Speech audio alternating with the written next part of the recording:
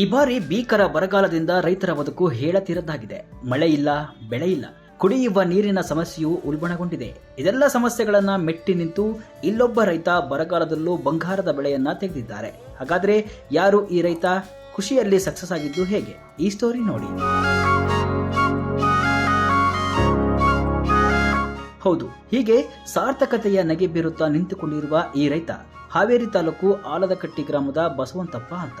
ಈ ಬಾರಿ ಅತ್ಯುತ್ತಮ ಮಾವು ಬೆಳೆದು ಉತ್ತಮ ಆದಾಯ ಗಳಿಸಿದ್ದಾರೆ. ಸುಮಾರು 1 ಎಕರೆ ಜಮೀನಿನಲ್ಲಿ 30 ಮಾವಿನ ಮರ ಬೆಳೆಸಿದ್ದಾರೆ. ಸುಮಾರು 20 ವರ್ಷಗಳ ಹಿಂದೆ ಹಚ್ಚಿದ ಈ ಮರಗಳು 5 ವರ್ಷಗಳಿಂದ ಫಸಲು ಕೊಡುತ್ತಿವೆ. ವರ್ಷದಿಂದ ವರ್ಷಕ್ಕೆ ಇವರ ಆದಾಯ ಅಧಿಕವಾಗ್ತಿದೆ. ಉತ್ತಮ ಇಳುವರಿ ಹಾಗೂ ರುಚಿಗೆ ಇವರ ಮಾವು ಪ್ರಸಿದ್ಧಿಯಾಗಿದೆ. ಸುಖ ಸುಮ್ಮನೆ ಯಾವ ಬೆಳೆಯೂ ಸೊಂಪಾಗಿ ಬೆಳೆದು ನಿಲ್ಲಲ್ಲ. ನಾವು ಅನುಸರಿಸುವ ಕೃಷಿ ಪದ್ಧತಿ ಕೂಡ ಕಾರಣವಾಗುತ್ತೆ. ಹೌದು, ಬಸವಂತಪ್ಪ ಅವರು ಸಾವಯವ ಕೃಷಿ ಪದ್ಧತಿಯನ್ನ ಅನುಸರಿಸ್ತಾ ಇದ್ದಾರೆ. ಕಳೆದ ಹಲವು ವರ್ಷಗಳಿಂದ ಮಾವಿಗೆ ಸಾವಯವ ಗೊಬ್ಬರ ಬಳಸುತ್ತಿದ್ದಾರೆ. ಪ್ರತಿ ವರ್ಷ 2 ಬಾರಿ ತಿಪ್ಪೆ ಗೊಬ್ಬರ, ಕೋಳಿ ಗೊಬ್ಬರ ಮತ್ತು ಜೀವಾಮೃತವಿರುವ ಗೊಬ್ಬರ ಬಳಸುತ್ತಾರೆ. ಉತ್ತಮ ಬೆಳೆಯ ಸೀಕ್ರೆಟ್ ಅನ್ನ ಅವರ ಬಾಯಲ್ಲಿ ಕೇಳಿ. ನಮ್ದು 1 ಎಕರೆ ಮಾವಿನ ತೋಟ ಇದೆ. ಇದು ವರ್ಷನೂ ಫಸಲು ಬಿಡ್ತೈತಿ. ಸಾವಯವದೊಳಗೆ ಮಾಡ್ತಾಯಿದ್ವಿ. ಸಗಣಿ ಗೊಬ್ಬರ, ಸ್ಲರಿ ಇವನ್ನೆಲ್ಲ ಹಾಕ್ತಾ ಬರ್ತಾಯಿದ್ವಿ.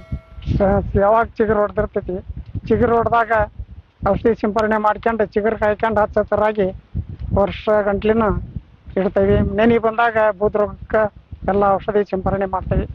ಹೀಗಾಗಿ ಪ್ರತಿ ವರ್ಷ ಮಾವಿನ ಫಸಲು ಚೆನ್ನಾಗಿರ್ತೈತಿ. ಈ ವರ್ಷನೂ ಚೆನ್ನಾಗಿದೆ. ಇನ್ನೊಂದು ವಿಷಯ ಏನಪ್ಪಾ ಅಂದ್ರೆ, ಮಾವು ಫಸಲು ಇರಲಿ ಇಲ್ಲದಿರಲಿ ಮರಗಳ ಪೋಷಣೆಯನ್ನ ಮಾತ್ರ ಇವರು ಮರೆಯುವುದಿಲ್ಲ. ಮಳೆಗಾಲ ಹೊರತುಪಡಿಸಿ ಬೇಸಿಗೆ ಕಾಲದಲ್ಲಿ ಪ್ರತಿ 15 ದಿನಕ್ಕೊಮ್ಮೆ ಬಸವಂತಪ್ಪ ಮಾವಿನ ಮರಗಳಿಗೆ ನೀರನ್ನು ಉಣಿಸುತ್ತಾರೆ. ಮಾವು ಚಿಗುರಿದ್ದಾಗ, ಮಾವು ನೆನೆಬಿಟ್ಟಾಗ, ಮಾವು ಮಿಡಿಗಾಯಿಯಾದಾಗ ಮತ್ತು ಮಾವು ಉತ್ತಮ ಗಾತ್ರ ಹೊಂದುವಾಗ ಹೆಚ್ಚಿನ ಒತ್ತು ನೀಡ್ತಾರೆ. ಪರಿಣಾಮ ಇವರ ತೋಟದಲ್ಲಿನ ಮಾವಿನ ಫಸಲು ಉತ್ತಮವಾಗಿ ಬರ್ತಿದೆ.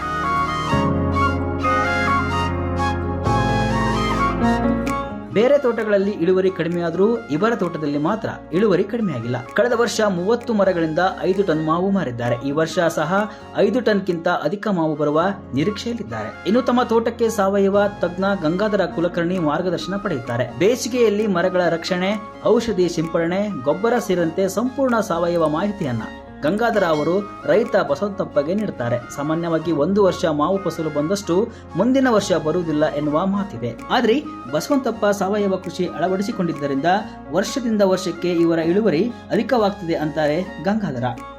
ಅವರು ಮಾವನ್ನು ನಾವು ನೋಡಿದಾಗ ಯಾವುದೇ ಒಂದು ಮಾವಿನ ಬೆಳೆಗಾರರು ಮತ್ತು ಅನುಭವಿ ಕೃಷಿಕರನ್ನು ಕೇಳಿದಾಗ, ಕೃಷಿ ಇಲಾಖೆಯನ್ನು ಕೇಳಿದಾಗ ಸಾಮಾನ್ಯವಾಗಿ ಮಾವು 1 ವರ್ಷ ಬೆಳಿತಪ್ಪ ಅಂತಂದ್ರೆ ನಂತರದ ವರ್ಷಗಳಲ್ಲಿ ಬಹಳ ಫಲ ಬರೋದೇ ಕಡಿಮೆ, ಬಂದರೂ ಕೂಡ ಸಮಗ್ರವಾಗಿ ಬರೋದಿಲ್ಲ ಅನ್ನೋಂಥದ್ದು ತಮ್ಮೆಲ್ಲರ ಗಮನಕ್ಕೆ ಇರ್ತಕ್ಕಂಥದ್ದು. ಬಟ್ ಇವ್ರದ್ದು ಕಳೆದ 4 ವರ್ಷಗಳಿಂದ ಒಂದೇ ಸಮನಾಗಿರ್ತಕ್ಕಂಥ ಗುಣಮಟ್ಟದ ಮಾವು ಇಳುವರಿನ ತೆಗೆದು ಯಶಸ್ವಿಯಾಗಿದ್ದಾರೆ. ಈ ವರ್ಷ ಕೂಡ ತಾಪಮಾನ ಹೆಚ್ಚಾಗಿ ಹೂವಿಗೆ ಪರಿವರ್ತನೆ ಆಗೋದು, ಹೂವಿನಿಂದ ಕಾಯಿ ಪರಿವರ್ತನೆ ಆಗೋದಕ್ಕೆ ತುಂಬಾ ಕಷ್ಟ ಆಯ್ತು. ಆಮೇಲೆ ಲಿಂಬೆಕಾಯಿ ಅಷ್ಟು ಗಾತ್ರದ ಮಾವಿನಕಾಯಿ ಆದಾಗ ತೇವಾಂಶ ಇಲ್ದನ ಲಿಂಬೆ ಎಲ್ಲ ಡ್ರಾಫಿಂಗ್ ಆಗೋದು, ಭಾಳ ಉದುರಂಥದ್ದನ್ನ ನಾವೆಲ್ಲ ನೋಡಿದ್ದೇವೆ. ಈಗ ಇಡೀ ಕರಾವಳಿ ಭಾಗ, ಶಿರ್ಸಿ ಇರ್ಬೋದು, ಕಲಘಟಗಿ ಇರ್ಬೋದು, ಧಾರವಾಡ ಇರ್ಬೋದು.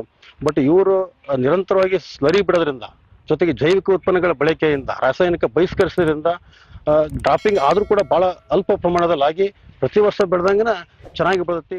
ರೈತ ಬಸವಂತಪ್ಪ ಕೇವಲ ಮಾವು ಬೆಳೆಯನ್ನ ಮಾತ್ರ ಬೆಳೀತಾ ಇಲ್ಲ, ಮಿಶ್ರ ಬೆಳೆಯನ್ನು ಕೂಡ ಬೆಳೀತಿದ್ದಾರೆ. ಆಯಾ ಕಾಲಕ್ಕೆ ತಕ್ಕಂತೆ ತರಕಾರಿ, ಹೂವು ಬೆಳೆದು ಮಾರಾಟ ಮಾಡ್ತಾರೆ. ಇವರ ಕೃಷಿ ಪಯಣ ಹೀಗೆ ಮುಂದುವರಿಯಲಿ ಅನ್ನೋದೇ ನಮ್ಮ ಆಶಯ.